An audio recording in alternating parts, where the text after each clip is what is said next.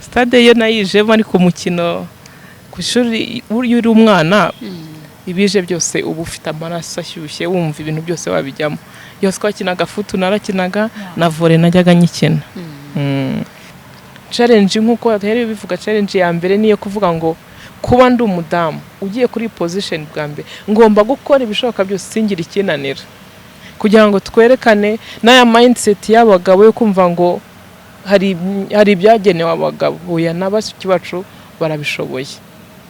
Gure kinterishema I made it. Mu minsi yashize rwose tagera kuri myinshi nibwo banze gukora igikombe cya Afrika cy'abakobwa bakagira gutya bagashyiraho CAF Champions League. Uri muri nyine komite yo kubitegura. Byaje bite? Byatewe n'iki? Reka mbaye ikaze mwebwe mukunda UC Sports TV. Reka dutangiye dusoza abantu bare mu bihugu bya West Africa. Ubwo nimba mvuze West Africa ntago nakwibagirwa ibihugu biri muri East, South ndetse birumvikana yaba ari hagati ndetse n'ahandi nindi navuga ngo n'ibindi bihugu biri hanze mu mugabane wa Afrika. Namwe ntago nabarenze ingohi abantu bari Qatar, Australia, mwese tubona yuko mudukurikiye kandi mudukunda cyane. Nakiriye umudamu birahita bituma abadamu mwese mugiye kureba ino video mugomba gukora subscribe kugira ngo dufatanye cyangwa se dushyigikirane muri rusange. Nakiriye Uwamahoro Latifah, uyu muramuzi muri Ferwafa. Tugoye ikaze Lati. Murakoze. Makuru imeze. Makuru ni meza. Latifah ni Islam. Sarje zina ry'Islam. Yeye nararigize. Wow. Amakuru imeze. Makuru ni meza. Nari mvuze ni tukuzi muri Ferwafa nk'umunyamabanga by'umwihariko. Niwe mugore wa mbere wabaye umunyamabanga wa Ferwafa. Wisanze ute nyine muri federation? Federation nayibayemo kuva kwa 2016 ndi umunyamabanga mukuru. Nibyo kuko ninge mudamu wa mbere wagiye kuri uwo mwanya. Uko nayigiyemo nari ku isoko y'abashaka akazi. Federation nayo iri mu bashaka abakozi. Yego. Ko rero mu buryo bumwe cyangwa ubundi bw'uko umuntu ashaka umukozi nuko nisanze ndimo, ariko nkaba nshima igihugu cyangira icyizere kikampa uwo mwanya. Nuko nawugiyemo kandi nzi ko hakojeje isoni abadamu. Yego. Bwari ubwa mbere wisanze muri siporo cyangwa mbereho wigize nyine ubikunda cyane ibyo nine by'akazi gusa kugashaka? Oya, siporo ubundi ndayikunda. Stade najyaga nyizamo kandi najyaga nkina. Sinakinnye nabyita gukina komuteri ariko nakinnyeho bimwe byo muri segonderi mu mikino y'ikigo, ariko ubundi umupira wo nkawuzamo nk'umufana stade. Wakinaga uyu mukino Lati? Wakinaga uyu mukino? Stade yo nayijemo ariko umukino ku ishuri uri umwana ibije byose ubu ufite amaraso ashyushye wumva ibintu byose wabijyamo. Yose twakinaga futu narakinaga na volley najyaga nyikina. Ubundi secrétaire général ntago agira amanda. Ni umwanya uhoraho. Gusa nagiye yo 2016 mu kwa 9 vayo mu kwa mbere 2018. Bivuze ko imyaka ibiri almost. Niziye nka challenges wahuye nazo? Voila, challenges wahuye nazo muri ako kazi? Mu by'ukuri nta kidasanzwe. Challenge ya mbere nuko hanze byumvikana ukumva bibaye nkaho ari ikintu kidasanzwe ko umudamu wa mbere ugiye kuyobora umupira w'amaguru, ariko narabikoze. Ni position ya administration, ntago kwari kujya mu kibuga, nta nubwo buri bukore wenyine, bufite abatekinisiye mukorana ugakora ibyo bita leadership na management y'ikigo. Ni ibiki wishimira wagezeho muri iyo myaka almost 2? Okay. Ibyo nakwishimira nagezeho, akazi nayo nshinzwe nagakoze neza. Yego. Championnat twarayiteguye y'uwo mwaka. ubwo yari 2019 2016 na 17 twarayikoze igenda neza ko yatangiye ndi muri mazemo ukwezi nagezemo mu mpera z'ukwa 9 igomba gutangira mu kwa 10 turayitegurana n'abandi turayitegurira korwa uruzinduko rwa Infantino mu Rwanda rwabaye ndi muri federation gutegura code electorale iri updated uyu munsi bagenderaho ibyo nabiti bikorwa bikomeye byabaye kandi ndiyo kandi byiza igikombe cy'intwari ndumva aribwo twatangiye kugikina yo shampiyona y'igikombe cy'intwari nayo nibwo tunwa igikombe cy'intwari nibwo twayikoze nabwo yagenze neza hari bitaragenze neza suri muri federation ntabwo ibintu byose byenda neza 100% ariko ibyo nagomba gukora kuri maximum umva narabikoze ko sinabikoze njye nyine tubikora nk'itsinda work as a team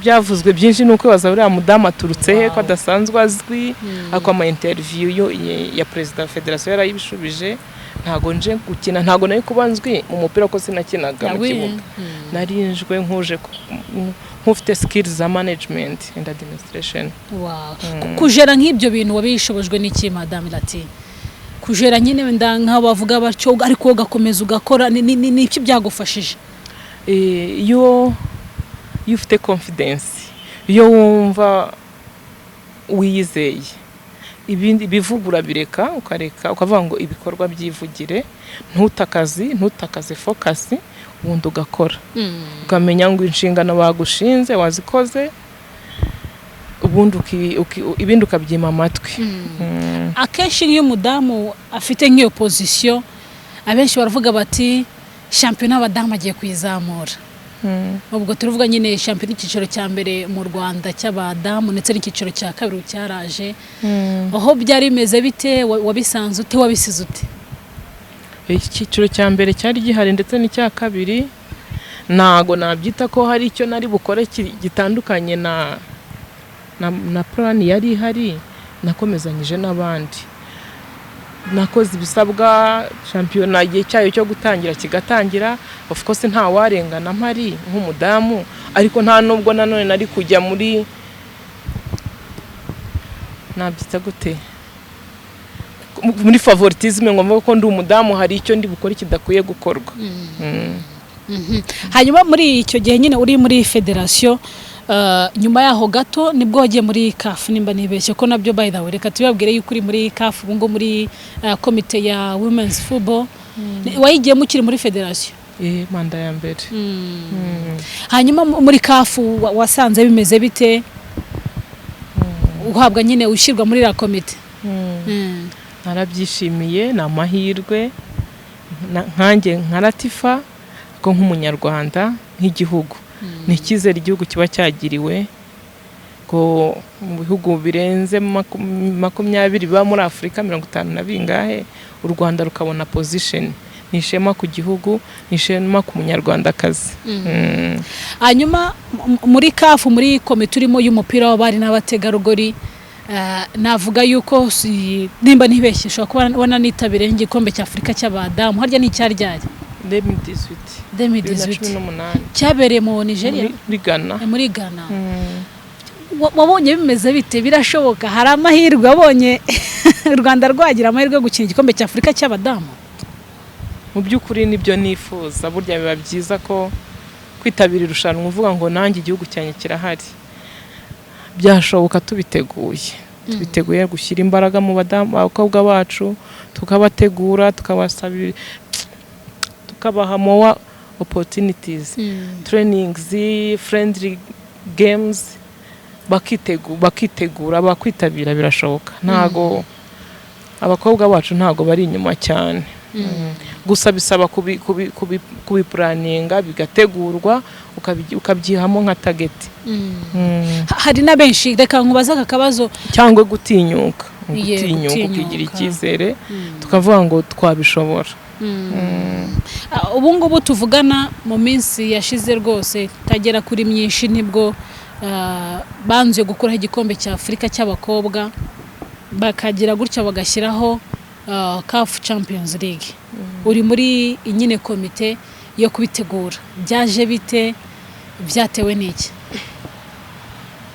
aho rero ntago ndirinda kuvugaho byinshi kuko hari urwego rudukuriye twe turi muri komisiyo ariko hari excom yabifasheho nk'umwanzuro buriya hari ubushishozi bwinshi mu bushishozi bw'urwego hari ibyo babonye bagenderaho barabihagarika kuko ubundi iyo hatabaho covid byari kuba byarabaye muri iyi mpeshyi ubwo rero nibaza mu kugenda bimura biri muri bimwe mu ngaruka nacyo twakita kimwe mu ngaruka iyi covid-19 iteye kuba itarabereye igihe noneho wenda hakaba bashaka uburyo bayimura we bakabonamo more challenges zituma ahubwo bafata umwanzuro wo kwikuraho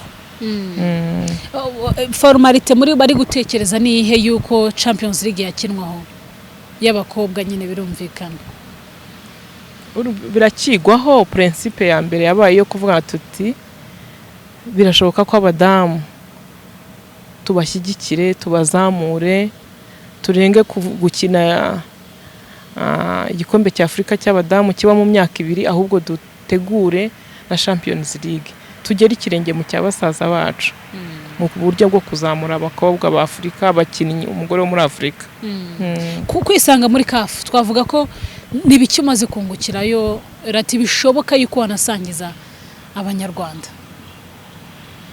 icyo nasangiza abanyarwanda cyo wungukiyeyo Afrika dufite ku mutima CAF irifuza CAF ndetse na FIFA barifuza kuzamura umupira w'abagore dutinyuke nicyo gihe bashaka kudushyigikira kuko navuga ngo ni nabwo mu kwa gatatu 2017 habaye mu mateka symposium iganira just ku mupira w'abagore bivuga ngo ku mutima turi ku mutima wa CAF abadamu duhaguruke icyo nabashishikariza dutinyuke nta nubwo kugira ngo ubarwe mu mupira w'amaguru w'abagore ntago ari ugukina gusa mu kibuga ngiye naje gukuramo ibintu byinshi numva nasangiza abakobwa n'abagore bo mu Rwanda hari department nyinshi nkawe Clarissa mu itangazamakuru nawe uyu munsi ubarwa mu bagore mu cyiciro cy'umupira w'abagore wo mu Rwanda kuko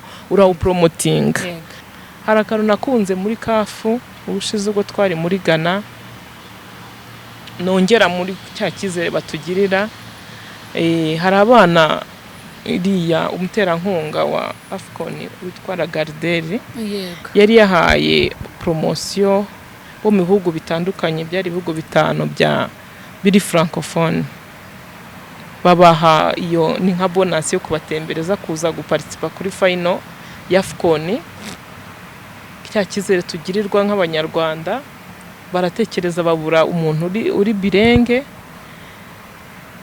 baramutekereza mboneka muri abo bake babonetse bansaba ko inspiring abo bana bavuye mu bihugu bya bibi francophone Madagascar Mali Tunisie sinibuka n'ikindi bari ibihugu 5 abana b'ikigero cy'imyaka 14-15 basaba umuntu baganiriza bakundisha umupira niho naje ko baganiza naberetse ko kuba mu mupira w'amaguru si ugukina gusa wajya muri zo department baba ba Fatuma Samora bahazaza baba ba Aisha baba ba Lydia baba ba Clarisse baba ba Latifah butaha cyangwa bakaba abasifuzi aho kansanga sari mageze ni ku rwego rushimishije aho ageze ho gusifura igikombe cy'isi harimo opportunity nyinshi ntugukora ndabikangurira ababyeyi n'abakobwa babo nibatinyura abana no opportunity tarabe exploite cyane urabonamo akazi urazamura igihugu cyawe uriteza imbere wowe na famille yawe n'abakuzengurutse ni kariye kandi ni sport it's good for health yego ariko bwa mbere baratina ntabwo banyine wagiraga oya ntabwo natinye kuko ove turabanza ukigirira icyizere cya mbere dufite igihugu cyatugiriye icyizere, iyo confidence cyayitwubatsemo. Ubwo rero umudamu dufite umwanya, ni igihe cyacu cyo kwiyerekana, turashoboye, nta sector tutakoramo. Ubwo rero urabanza ukamenya icyo usabwa, ukamenya force ufite. Force ni igihugu kidushyigikiye, agaciro twaragahawe, kugira icyizere no kwerekana ibyo ushoboye, ibyo uzi ukabishyira mu bikorwa, ugakunda icyo ukora, nta cyakunanira. Nyuma yo kwitabira igikombe cya Afurika cy'abadamu, ukabona nyine uko abandi badamu bakina, n'iki mukanya bitubwiye uti natwe birashoboka, tubwire Lati, niki umupira w'abari n'abategarugori w'u Rwanda wakora kugira ngo ugere ku rwego rwo hejuru? Nicyo navuze, nukuwutegura, tuwutegure, tugire ibyiciro byose, under 17, under 20, ikipe y'igihugu yacu tuyiha amahirwe, tuyiha umwanya, isohoke, ikine imikino ya gicuti, yihe tageti, nuwa twagerayo natwe, kuko ntayitinya itarungurutse. Yego. Ntayitinya itarungurutse, dushobora kudahita tugitwara, ariko tukaba mu bagikiniye natwe. Ku buryo icyo nifuza nuko niwe enjour umunsi umwe, nkuko bizu twamaze kubishyira twamaze kubyumva, nko kubisetinga ko Nigeria, South Africa nizo zigera mu gikombe cy'isi, ku buryo igihe kimwe u Rwanda natwe twagerayo tubitangiye none, tugategura abakobwa bacu, tukabashyiramo imbaraga, tukabashyigikira, kugira ngo naba bariho ni ikipe iriho, uko imyaka igenda ikura bava mu kibuga bagira abasimbura. Birashoboka. Ikindi cyiza navuga cyangwa opportunity umuntu yagize, turi muri Ghana, nabashije co-officiatinga match as match commissioner, ubu ndi match commissaire de match wa FIFA CAF, maze co-officiating imikino ku preliminaries za Jeux Olympiques. Umukino wahuzaga Kenya na Malawi, narawo officiatinze, bwari bwa kabiri. Ubwa gatatu under 20 World Cup second round, yego, yari Tanzania na Uganda. Ariko uwa mbere challenge navuga uhamwe uvuga uti ndabigenza ni uwo officiatinze nyine muri AFCON wahuzaga Cameroon na Algeria. Nabyita ngo biba bishimishije, bitera ishema yo the announcer makuri line-up bakavuga ati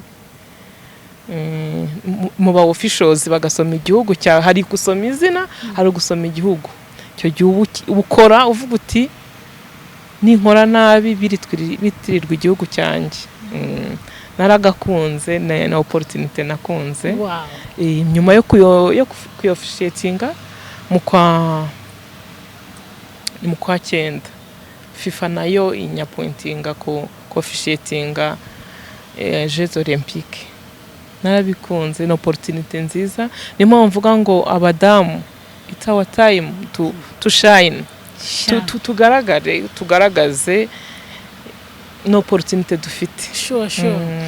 Ahubwo nshaka kuba Lati, hari imirimo myinshi ufite nazi, ubu ugiye kutubwira nyine who is Latifah? Hari ibyo nibagiwe n'iki? Tubwire noneho. Ugiye kutwibwira Latifah ari we neza nyine muri sport. Latifah ari muri ni umwe mu bagize komisiyo ya CAF ishinzwe gutegura umupira w'amaguru wo muri Afurika. Ni umuyobozi w'umukino cyangwa commissaire de match FIFA and CAF.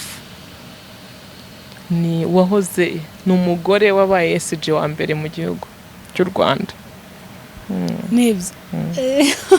Reka dusoreze Lati, bishobotse wagaruka mu mupira w'u Rwanda nk'umuyobozi? Kibazo not only w'amaguru na ugarukamo, nta kibazo.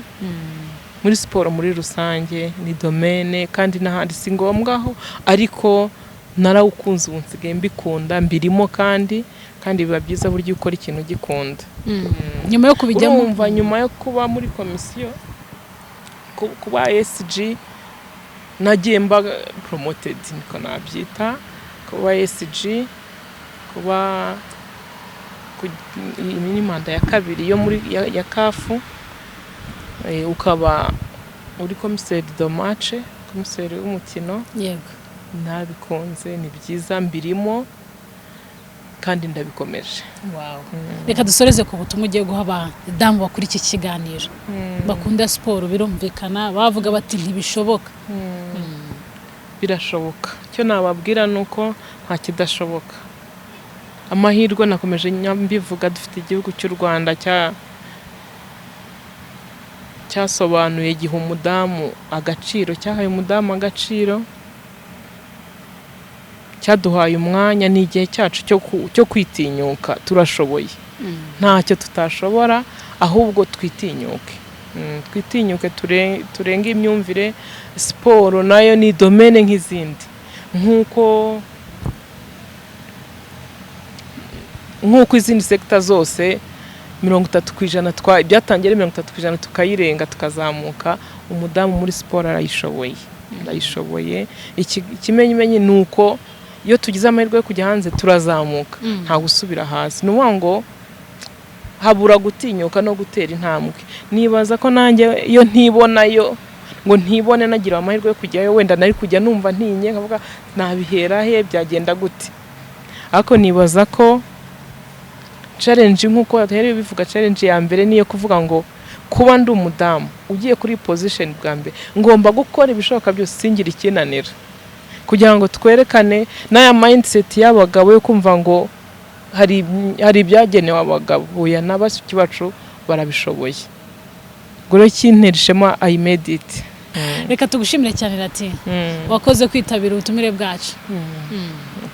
Reka tumushimire cyane Uwamahoro Latifah, atugane byinshi bitandukanye. Abadamu baritinya ahanini, ariko nicyo gihe impamvu namuzanye nuko nzi ko bamwe mu badamu nyine bafite ibyo bashobora kuba bakora kandi bamaze gukora. Yabituganije co-officiating cyangwa se kuba match commission w'imikino nk'ingi ikomeye, ibikombe bya Afrika n'ibindi byose hari icyo bivuze. Muri rusange mukomeze mwitinyuke, ari nako nyamuneka mukomeze mukurikize ingamba za minisante, mwambara agapfukamunwa neza, mwoge intoki kenshi gashoboka. Dukomeze gufatanya n'igihugu mu kurwanya COVID-19. Iyi ni UC Sport TV, nyene Clarisse Imana ibarinde.